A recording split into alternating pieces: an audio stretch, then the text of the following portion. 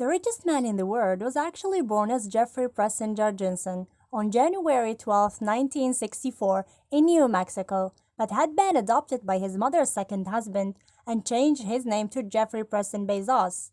He is an American internet entrepreneur, industrialist, media proprietor, and investor, best known as the founder, CEO, and president of the multinational technology company Amazon. He's the first centibillionaire of the Forbes Wealth Index. Bezos has been the world's richest person since 2017 and was named the richest man in the modern history after his net worth increased to $150 billion in July 2018. According to Forbes, Bezos is the first person in history to have a net worth exceeding $200 billion. When he was a child, he used to pass his summer at his grandparents' house in Texas, working in their farm away from the noise of the city. Then in high school, his family moved to Miami, Florida.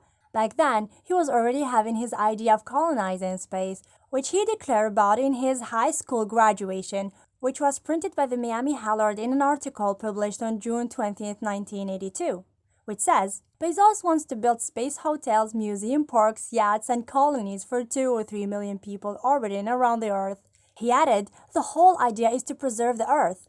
According to the newspaper, Bezos' final objective is to get all people off the Earth and see it turn into a huge national park. In 1996, Bezos graduated from Princeton University with a degree in electrical engineering and computer science. He was a very active student as a member of Phi Beta Kappa, the oldest academy honor society in the United States, and Tau Beta Pi, the oldest engineering honor society. Bezos was also the president of the Princeton chapter of the Students of the Exploration and Development of Space. In 1988, Bezos, as a university graduate with a 4.2 grade point average, had great job offers from Intel, Bell Labs, and Anderson Consulting, which he all turned down to work on Wall Street in a variety of related fields, commencing with a startup at fintech telecommunication called Fitel, where he was tasked with building a network for international trade. He was promoted to head of development and director of customer services thereafter.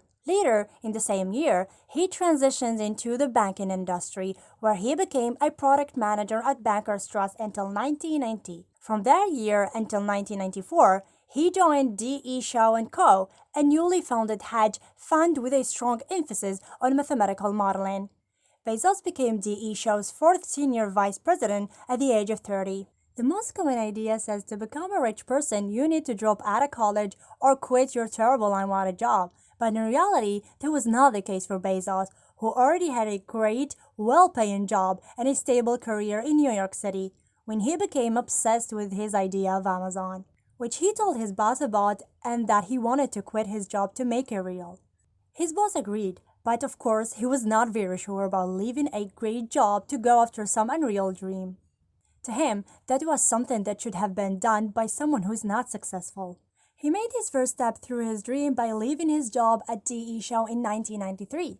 Then he had to start working on it. Of course, he needed a plan for it. Well, he drew up the project's business plan on a road trip from New York to Seattle to start the company Cadabra from his parents' garage, but he changed it to the Amazon River to become later the so known today Amazon. The second step was raising funds, so he made a reunion with all his family members and friends who were able to invest in his project, which was originally an online bookstore with the futurist vision to expand to other products. He tried to get each one of them to invest around $50,000 apiece in Amazon and help him raise $1 million. Only 20 of them said yes, a group that included his parents. The investment was far from a sure bet. Jeff was clear that there was a 70% chance his parents wouldn't see the money ever again. His parents weren't convinced that he should leave his sweet job on Wall Street to run an e-commerce business when most people didn't have computers, which was its own gamble. In the 90s, the web was used by government agencies and universities, not customers. Though his parents studied Jeff's business plan, they still didn't fully grasp what their son had in mind. The couple would invest nearly 5 times what Jeff asked for. Thus, he received an estimated $300,000 from his parents, as he declared in an interview for the Academy of Achievement. In 1998, the website expanded to offer music, videos, and other consumer goods. And by mid-1999, Bezos' net worth was already over $9 billion, and his parents had become billionaires as well. Today, Jeff Bezos is the richest man in the world, and the website he created, Amazon, is one of the largest technology companies in the world.